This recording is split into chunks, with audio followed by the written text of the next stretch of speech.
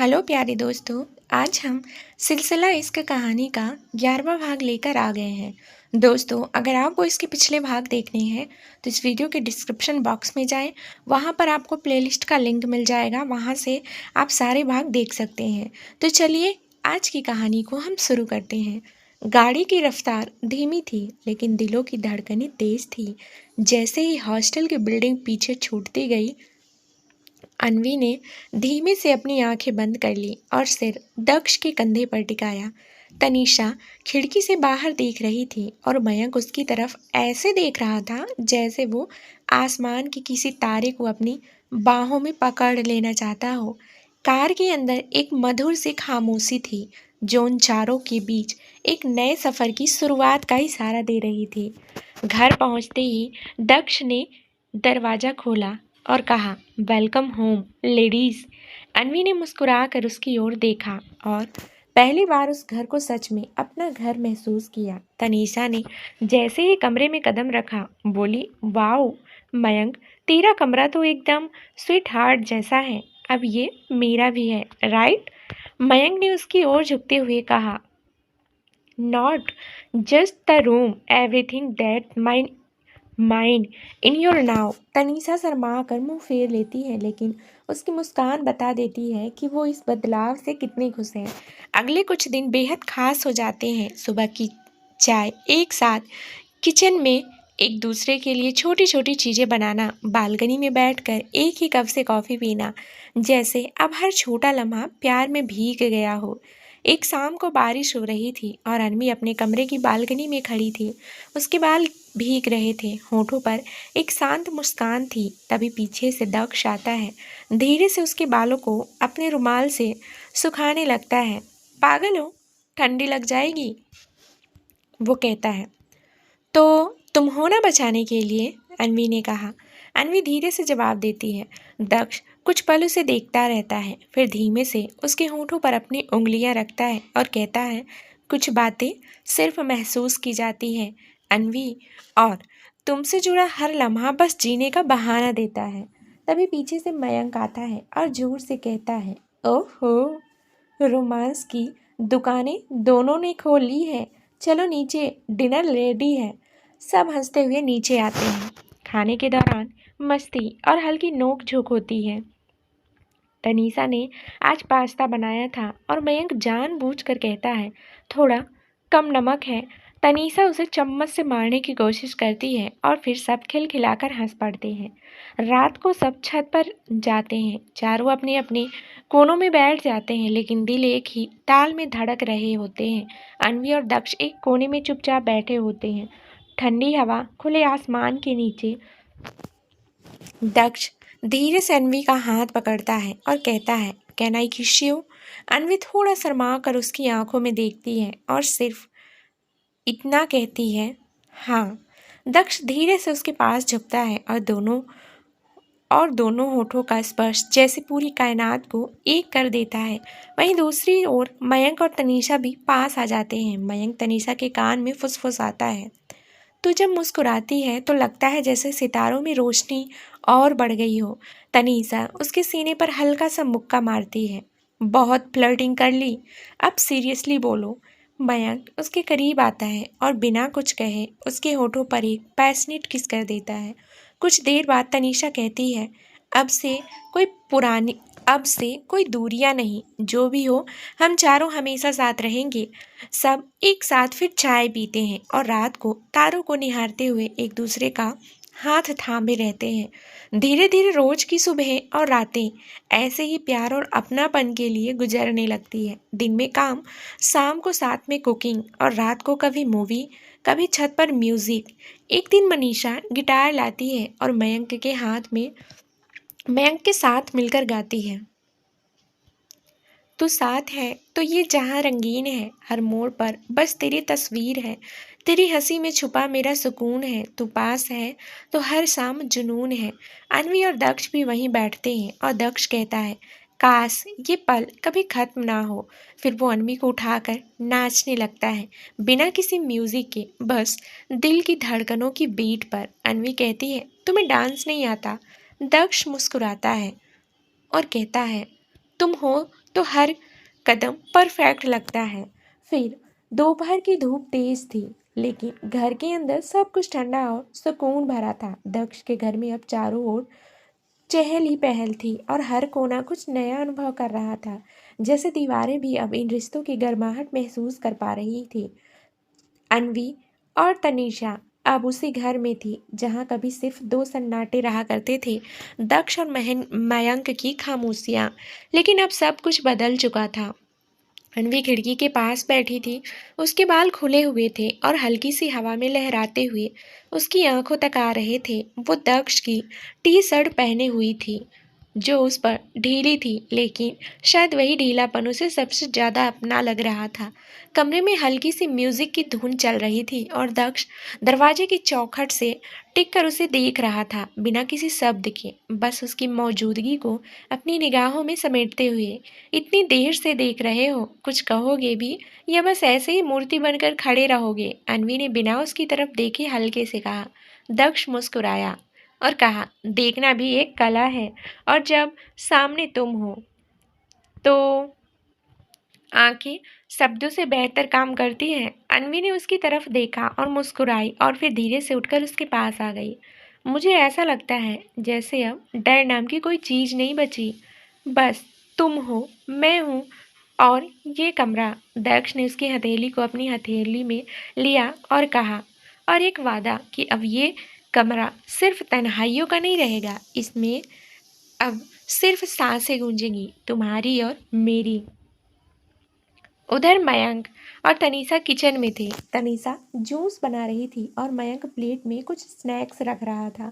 मयंक ने अचानक कहा, तू जब गुस्से में होती है ना, तो तुझे सबसे ज़्यादा मज़ा आता है। तो मुझे सबसे ज़्यादा मज़ा आता है। तनीषा ने उसकी तरफ देखा और बोला, अच्छा, तो क्या मैं हर समय गुस्से में ही रहूं? फिर मयंक मुस्कुराया और कहा, नहीं, बस मेरी बीवी बनने के बाद, ताकि मेरी ज़िंदगी एक्साइटिंग बनी रहे। तनीषा ठिठक गई। क्या कहा तूने? मयंक ने प्लेट रखी और उसके पास आकर उसकी कमर पकड़ ली।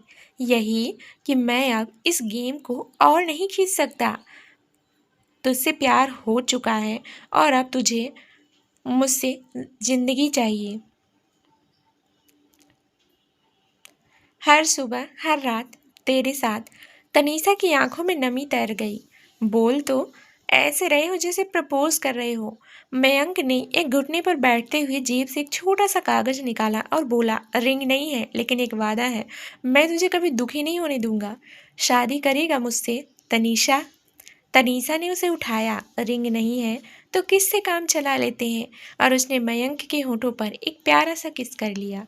हाँ, शादी करूंगी तुझसे, हर दिन लड़ूंगी, लेकिन हमेशा तेरा साथ दूंगी। उधर अनवी अब लॉन में थी, फूलों के बीच बैठी हुई। उसके पैरों के पास दक्ष बैठा हुआ था। उसके हाथों में एक छोटा सा गिटार गिटार था और वो बहुत ही धीमी आवाज में कुछ गुनगुना रहा था। तुम मिले तो लगा कि खुदा की इनायत मिली, सांसों को जीने की वजह मिली। अनवी ने उसकी तरफ देखा और बोला, कौन सा गाना है ये? दक्ष ने कहा, खुद बनाया है तुम्हारे लिए। फिर उसने गिटार एक तरफ रखा और अनवी के पास बैठ गया। तुमसे एक बात कहनी है, जो अब तक सिर्फ मेरी धड़कनों में थी, आज वो जुबान से कहनी है। अनवी ने अपनी आंखें बंद कर ली, जैसे उसका दिल पहले से जानता हो कि क्या आने वाला है। दक्ष ने उसके हाथों को अपने हाथों में लेकर कहा, मैं तुम्हें पसंद नहीं करता अनवी, मैं तुम्हें चाहता हूँ, जीना चाहता हूँ तुम्हारे साथ। सुबह तुम्हारी नींद तोड़ कर देखना चाहता हूँ, शाम तुम्हारे बालों में उंगलियां फिराकर बिताना चाहता हूँ, और रात तुम्हारी सांसों में समा जाना चाहता हूँ। क्या तुम मेरी जिंदगी बनना चाहोगी? अनवी की आंखों से आंसू गिरने लगे। वो कुछ नहीं बोल सकी, बस धीरे से अपना सिर उसके कंधे पर रख दिया और फुसफुसाई, हाँ, मैं भी चाहती हूँ अब सिर्फ तुम्हारी जिंदगी बनना। और फिर वो दोनों बहुत देर तक चुपचाप बैठे रहे, एक दूसरे की मौजूदगी में पूरी कायनात को महसूस करते हुए। शाम होते होते घर में हल्का सा जश्न का माहौल था। म्यूजिक चल रहा था, लाइट्स धीमी थी और कैंडल की रोशनी से पूरा कमरा जैसे किसी सपने की तरह लग रहा था। चारों ने मिलकर डिनर बनाया। हंसी मजाक, छेड़छाड़ और कुछ मीठी चोरी की निगाहों से भरा हुआ हर पल जैसे दिल में उतरता चला गया। मयंक ने दक्ष के कंधे पर हाथ रखा और बोला, भाई, आज पहली बार इस घर में ऐसा लग रहा है जैसे घर है। और दक्ष ने उसकी तरफ देखा और कहा, क्योंकि अब हमारे पास सिर्फ दीवारें नहीं, रिश्ते हैं। तनीषा ने कहा, और आज के लिए एक गेम होना चाहिए जिसमें हर कोई अपना एक सीक्रेट शेयर करेगा। सब तैयार हो गए। अनवी ने सबसे पहले कहा, मेरा सीक्रेट है, मैं पहली बार किसी से प्यार कर रही हूँ और मुझे डर नहीं लग रहा। दक्ष ने कहा, मेरा सीक्रेट ये है कि जब पहली बार तुम्हें देखा था तो दिल ने खुद से कहा था यही है। फिर मयंक ने कहा, और मेरा सीक्रेट ये है कि मुझे अब तनीषा से लड़ाई करने में भी प्यार महसूस होता है। और तनीषा ने कहा, मेरा सीक्रेट ये है कि मैंने आज पहली बार किस के बाद गिल्ट नहीं फील किया। ये सब सुनकर सब खिलखिलाकर हंस पड़े। रात ढल रही थी, लेकिन उन रिश्तों का उजाला और गहरा होता जा रहा था। और फिर छत पर चारों बैठे थे, हाथों में कॉफ़ी के मग, आसमान में सितारों की चमक और बीच में एक नई जिंदगी की शुरुआत की बात। धीरे धीरे सब थक कर अपने अपने कमरे में चले गए। अनवी और दक्ष अब एक ही कमरे में थे और पहली बार वो बिना किसी डर के साथ सोने जा रहे थे। अनवी ने धीरे से कहा, आज पहली बार मुझे लग रहा है कि मैं किसी की हूँ पूरी तरह। और दक्ष ने उसे अपनी बाहों में लेते हुए कहा, और मैं सिर्फ तुम्हारा। रात के उस सन्नाटे में एक खामोश, मासूम और बेहद गहरा किस उन दोनों के बीच हुआ, जिसमें कोई झिझक, कोई डर, कोई परछाई नहीं थी। बस प्यार था, नर्म, सच्चा और रूह से जुड़ा हुआ। रात की नमी अब खिड़की से टकराकर कमरे में एक नरम ठंडक फैला रही थी।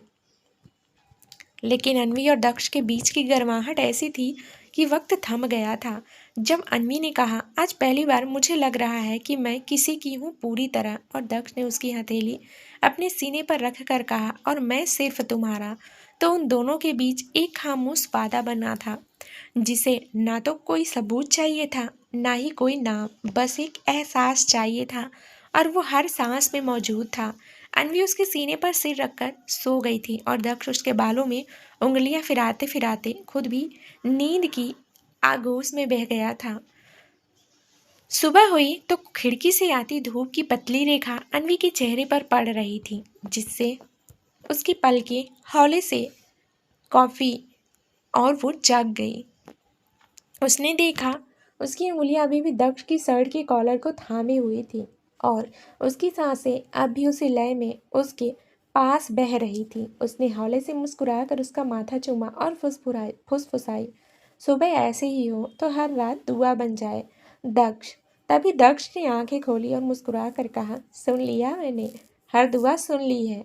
उस सुबह की शुरुआत एक प्यारी सी हंसी, एक चाय के कप और एक बहुत ही सुकून भरे नाश्ते से हुई, जिसे चारों ने मिलकर बनाया। एक दूसरे को आटे से लपेटते, दूध गिराते, एक दूसरे को टोस्ट सीनते।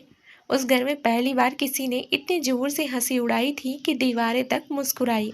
लेकिन सब कुछ हमेशा सीधा नहीं होता। दोपहर के समय जब अनबी अपने पुराने कॉलेज के दोस्तों के साथ वीडियो कॉल पर थी और सब उसकी नई लाइफस्टाइल को लेकर सवाल कर रहे थे, तो सच में अब उसके साथ रहती है। सुना है वो बहुत बड़ा बिजनेसमैन है, कहीं तू फंसी तो नहीं। तब अनमी का चेहरा हल्का सा उतर गया। उसने तो अपने मन से ये सब सुना था, लेकिन बाहर की दुनिया उसकी कहानी को कहानी नहीं, सवाल बना रही थी। और जब कॉल खत्म हुई तो अनवी थोड़ी देर चुपचाप खड़ी रही। उसे लगा कि जब सब उसे समझेंगे तो वह ज़्यादा सुकून में रहेगी। लेकिन उसने जाना कि असली सुकून उस समझ में था जो दक्ष ने बिना कहे दी थी। उसी शाम जब दक्ष आया और अनवी उसके पास खड़ी रही बिना कुछ कहे, तो दक्ष ने खुद ही पूछा, क्या हुआ? और अनवी ने धीमे से कहा, क्या दुनिया कभी समझेगी हमें? दक्ष ने मुस्कुरा कर उसका चेहरा अपनी हथेलियों में लिया और कहा, मुझे दुनिया की ज़रूरत नहीं, बस तेरा यकीन चाहिए। और वो अब तक और वो अब तक सबसे मजबूत है। उसी रात अनवी ने पहली बार खुद से कहा, मैं इस रिश्ते को अब और नाम देना चाहती हूँ। ये सिर्फ साथ रहना नहीं है, ये मेरा घर है। उधर मयंक और तनीषा के बीच रिश्ते हर रोज कुछ नए रंग पकड़ रहे थे। मयंक का पहले से भी ज़्यादा केयरिंग हो गया था, लेकिन तनीषा अब भी उस चंचलता में रहती थी जहाँ हर बात को मजाक में उड़ाने की आदत थी। पर जब मयंक उसके गीले बालों को पीछे करता था और कहता था, बस तू मेरी जिंदगी में बनी रहे, बाकी कुछ नहीं चाहिए, तो उसकी मुस्कुराहट के पीछे का सच साफ दिखाई देता था। एक दिन जब सब ने मिलकर घर को सजाने को सोचा, क्योंकि अब चारों वहां रहने वाले थे, तो एक छोटा सा रोमांटिक ट्विस्ट आया। दीवारों पर तस्वीरें टांगी जा रही थी, सब अपने अपने पसंदीदा कोने को सजा रहे थे। तभी मयंक ने तनीषा से कहा, ये कोना तेरा है, यहाँ मैं तेरे सारे मूड स्विंग्स झेलने को तैयार हूँ। और तनीषा ने चुटकी लेते हुए कहा, और ये दीवार तेरी, ताकि जब मैं नाराज हो जाऊं तो तू सिर पटक सके। दोनों हंसे, लेकिन फिर तनीषा एक पल को रुकी और मयंक की आंखों में देखते हुए बोली, क्या तू वाकई चाहता है कि मैं तेरे साथ हमेशा के लिए रहूं? मयंक ने हौले से कहा, नहीं, मैं चाहता हूँ कि तू हमेशा के लिए मेरी हो। और फिर उसने पीछे से उसे पकड़ लिया, जैसे कोई किसी ख्वाब को ओढ़ रहा हो।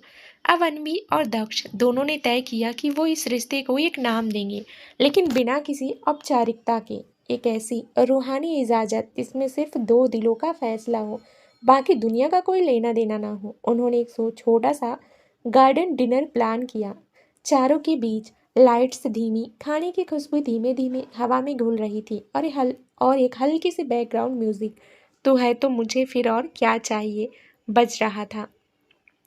तभी दक्ष ने अचानक खड़े होकर अनवी की तरफ देखा और बोला, एक बात है जो हर पल कहनी चाहिए, लेकिन शब्द कम पड़ते हैं। आज मैं कुछ बोलूँगा, बस ये रिंग तेरे सामने रखता हूँ और तुझसे उम्मीद रखता हूँ कि तू मेरी दुनिया बन जाए। अनवी की आंखें नम हो गई, वो कुछ नहीं बोली, बस धीरे से उसके पास जाकर उसकी हथेलियों को अपने हाथों में लिया और उसी रिंग को उसकी उंगलियों में पहना कर बोली, अब ये हाथ किसी और की तरफ नहीं मुड़ेगा, मैं तेरी हूँ पूरी तरह। और फिर उन दोनों के बीच एक बहुत ही धीमी, कोमल और लंबा किस हुआ, जिसमें वक्त की सारी परतें जैसे फिसल गई। अब मयंक की बारी थी। वो अचानक अपनी जेब से एक छोटा सा हार्ट शेप वाला पेपर निकालता है, जिसमें लिखा था, when you smile I will, when you cry I die, and when you are with me I am complete. Tanisha ने उसे देखते ही कहा, ये चिट्ठिया का जमाना नहीं रहा पागल।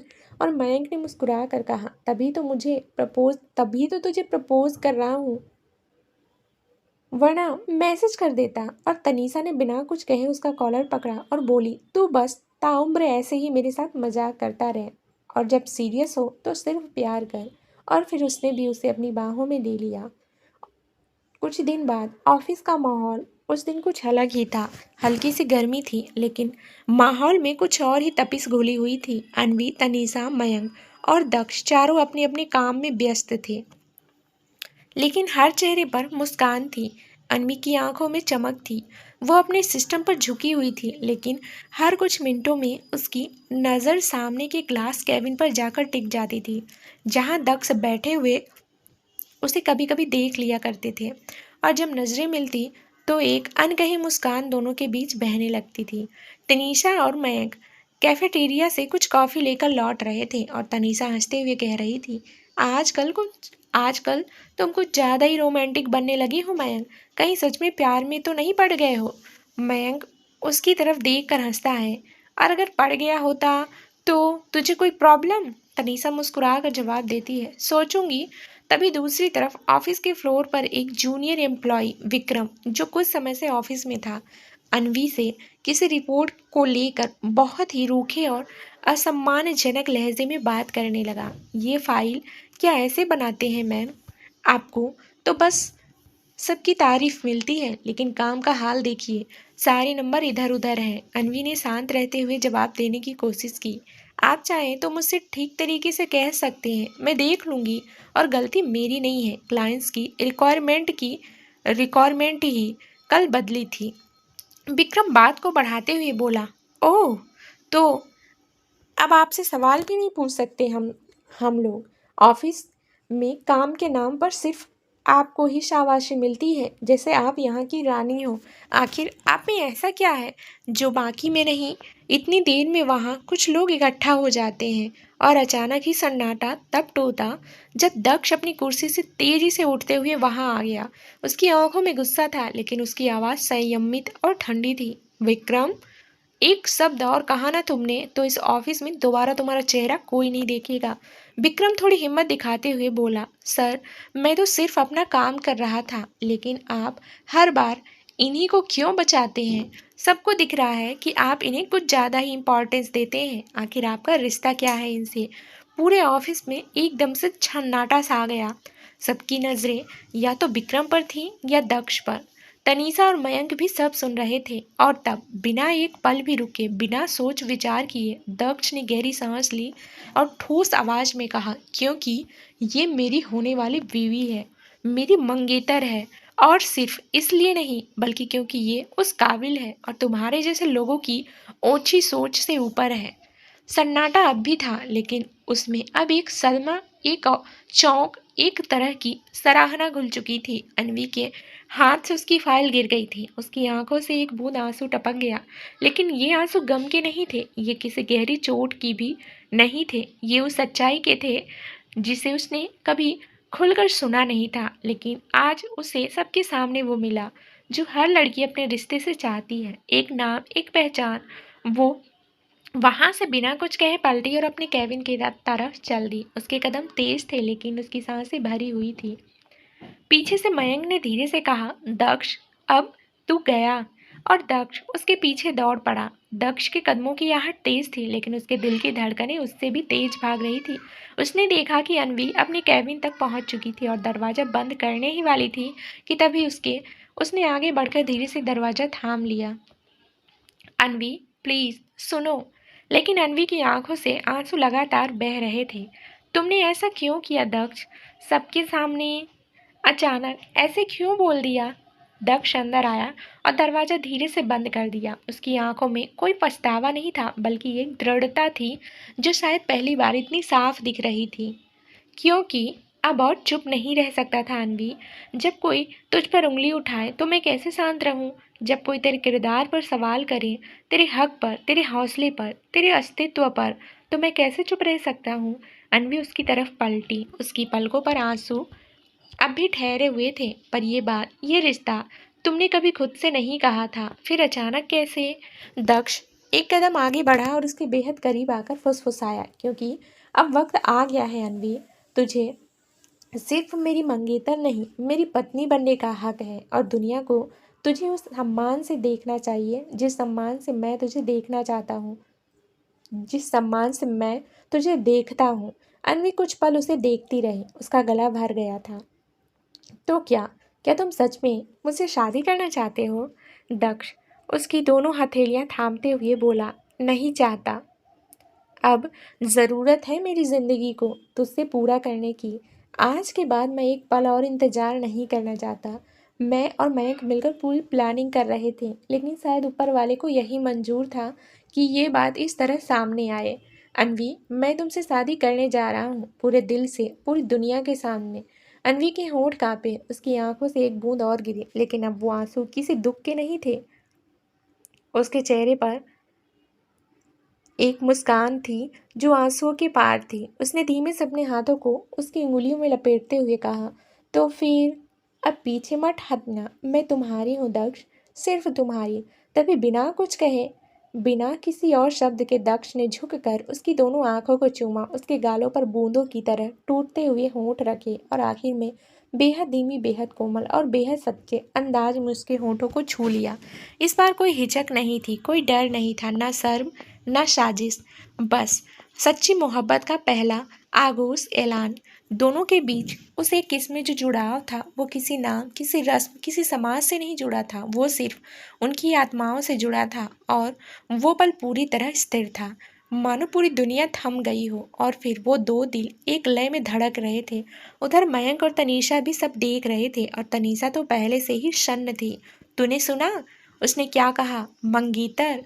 मयंक मुस्कुराया। हाँ, अब लग रहा है कि ये रिश्ता असली है और अब हमारी बारी है। तनीषा थोड़ी चौंकी। मतलब? मयंक धीरे से उसके पास आया। मतलब ये कि अब जब सब रिश्ते खुले में आ चुके हैं तो मैं भी किसी कोने में नहीं रहना चाहता। तनीषा, तू मेरी जिंदगी की सबसे खूबसूरत गलती है और मैं चाहता हूँ कि अब ये गलती हमेशा के लिए मेरी हो जाए। तनीषा का दिल जोर से धड़का। वो उसकी आंखों में देख रही थी। तू मजाक कर रहा है ना? मयंक ने धीरे से उसका चेहरा थामा। क्या मेरी आंखों में मजाक दिख रहा है? और फिर बिना उसे कुछ कहने का मौका दिए उसने भी उसके माथे पर एक नरम सा लंबा चुम्बन रखा। अब तुझे छोड़कर कहीं नहीं जाऊंगा, पक्का वादा। तनीषा ने आंखें बंद करके उस एहसास को अपने अंदर समेट लिया। अगले दिन ऑफिस में माहौल कुछ अलग ही था। पूरे ऑफिस में खुसर पुसर हो रही थी। सबका ध्यान अनवी और दक्ष पर था, लेकिन दोनों अब इतने शालीन और शांत नजर आ रहे थे कि कोई कुछ कह नहीं पा रहा था। दक्ष ने एक मीटिंग बुलाई और सबके सामने खड़े होकर कहा, कल जो हुआ वो मेरी भावनाओं का एक स्वाभाविक रूप था। मैं किसी को कोई सफाई नहीं देना चाहता, लेकिन ये बताना ज़रूरी है कि अनवी अब सिर्फ इस ऑफिस की एम्प्लॉय नहीं है, मेरी ज़िंदगी का हिस्सा है और हम जल्द ही शादी करने वाले हैं। इसलिए कोई भी व्यवहार या टिप्पणी आपसे पेशेवर दायरे में ही होनी चाहिए। पूरे स्टाफ ने ताली बजाई और अनवी एक कोने में खड़ी होकर थोड़ी सिहरती सी मुस्कुराई। उस दिन शाम को जब चारों घर पहुंचे तो मयंक ने कहा, अब तो हमें सेलिब्रेट करना चाहिए, क्या कहते हो? डिनर प्लान करें? तनीषा बोली, नहीं, आज हम खुद खाना बनाएंगे साथ मिलकर। और फिर चारों ने किचन संभाला, एक दूसरे पर आटा फेंकते, सब्जियां काटते, चाय छलकाते, रोटी जलाते और बहुत सारी हंसी उड़ाते। उस रात का खाना जैसे उस रात का खाना चाहे जैसे बना हो, लेकिन उन चारों के लिए वो अब तक का सबसे बेहतरीन डिनर था, क्योंकि उसमें साथ था, प्यार था और भविष्य की वो झलक थी जो अब उनके हर पल का हिस्सा बनने जा रही थी। उस रात जब सब अपने अपने कमरे में थे तो अनवी खिड़की के पास बैठकर तारों को देख रही थी और दक्ष पीछे से आकर उसके कंधे पर अपनी ठुंडी टिका देता है। क्या देख रही हो? अनवी हंसती है। वो तारा जो कल तक बहुत दूर था आज लगता है जैसे मेरे पास आ गया हो। दक्ष उसके कानों में फुसफुसाता है।